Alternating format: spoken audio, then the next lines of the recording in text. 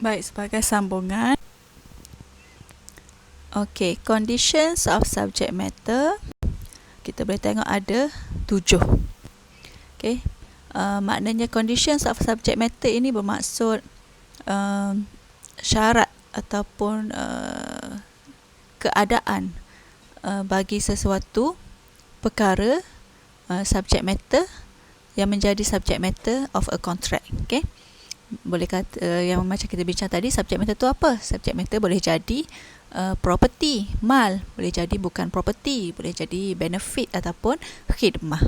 So apakah conditions bagi subject matter of a contract tersebut? Yang pertama, subject matter of a contract must exist at time of contract. Okay, dia kena ada, kena wujud, kena muncul sewaktu akad itu berlaku. Okay, contohnya kalau jual beli melibatkan barangan yang belum lagi muncul, belum lagi wujud, belum lagi kemungkinan untuk present ataupun mustahil untuk muncul, tidak dibenarkan dalam Islam. Okay, contohnya jual beli melibatkan buah yang belum masak, okay, bijirin yang belum matang, macam padi, gandum, jagung dan sebagainya. Okay, anak lembu yang masih dalam perut lembu, masih dalam rahim lembu, mutiara yang masih lagi duduk dalam shell, okay, ataupun perkhidmatan yang ditawarkan yang impossible, okay, untuk dilakukan. Seperti doktor menawarkan khidmat untuk menghidupkan orang yang telah mati. Okay, itu adalah condition yang pertama bagi subject matter, must exist at time of contract. Yang kedua, subject matter must deliverable at time of contract. Dia ni boleh diserahkan, boleh diberikan sewaktu akad itu berlangsung. Okay, an akad will not be considered performed if the performer is incapable of delivering the objects of akad, even it is present and owned by the performer. Okay, situasi ni contohnya si A nak menjual dinding-dinding kayu yang berada di rumahnya lah, rumah kayu yang nak tukar kepada rumah batu katakan. So at the time of the akad, that kayu yang nak dijual tu mestilah deliverable. Kalau masih lagi terlekat di rumah itu, walaupun present dan owned by the performer, tapi that akad is considered invalid sebab performer incapable of delivering the object of akad. Okay, maknanya kayunya dah jual beli. Tu kata, tu kat dinding tu. Macam mana? Adakah si pembeli ni sendiri yang kena pergi cabut kayu kat dinding tu? Maka ianya dianggap sebagai subject matter yang belum lagi deliverable at the time of a contract. So, akad yang berlaku itu adalah tidak sah lah. Okay, yang ketiga, subject matter mestilah legally owned and possessed by owner. Maknanya kena ada legal title over the subject matter. Kalau tanah, geran tanah tu nama owner, nama yang nak jual, yang nak menjual. Okey, kalau motor kereta, geran motor kereta pun ada nama si owner tu.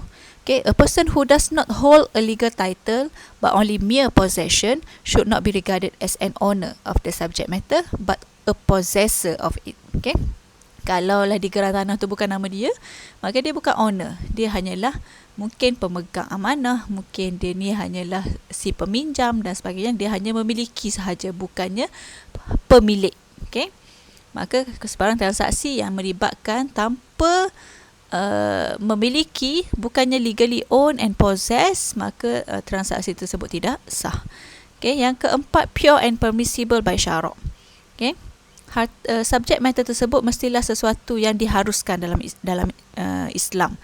Must be halal. Halal tu owned by the person or an entity and possesses value of utility. Okay, ada nilai nak digunakan. Kalau objek tersebut bukan sesuatu yang dibenarkan oleh syarak ataupun tidak ada nilai according to syarak, maka akad yang berlaku itu tidak sah. Contohnya apa? Contohnya items not accepted as al-mal.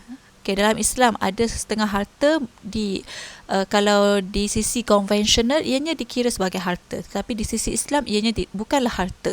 Contohnya arak. Arak dalam Islam itu bukan harta, tetapi dalam sudut kewangan komersial, kewangan konvensional, maka ianya dianggap sebagai harta.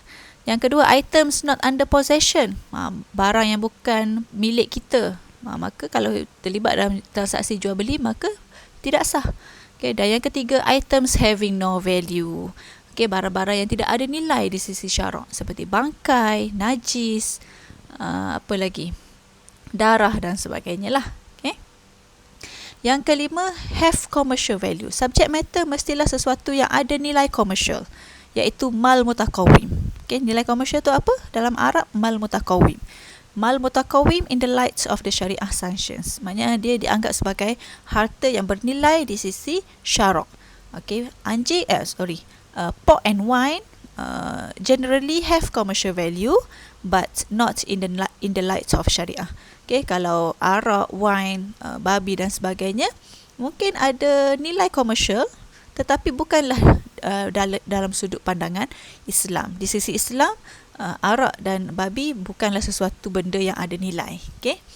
Yang keenam, bring benefits or significant result. Untuk kes ni, sesuatu subject matter kita tak boleh nak expect ianya bagi result yang signifikan kepada kita.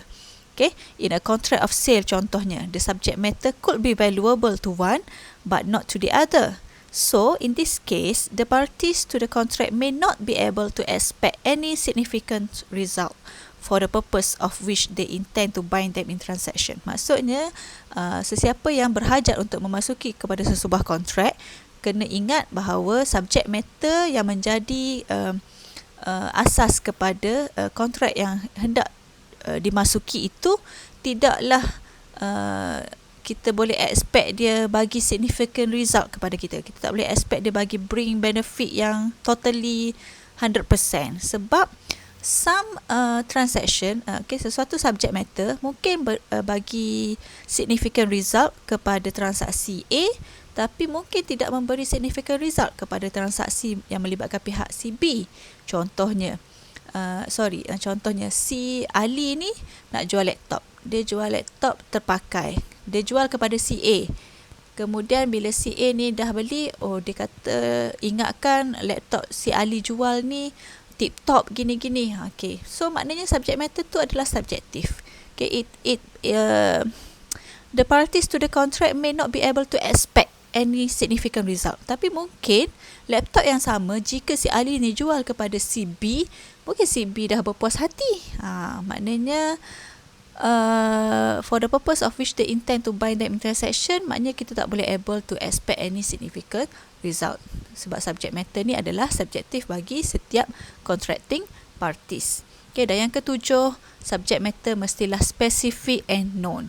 The sale of uncertain and unknown items is prohibited. Okay, jual beli sesuatu, kalau bukan jual beli pun, maknanya apa-apa akad yang hendak dilaksanakan mestilah melibatkan subject matter yang spesifik, subject matter yang diketahui.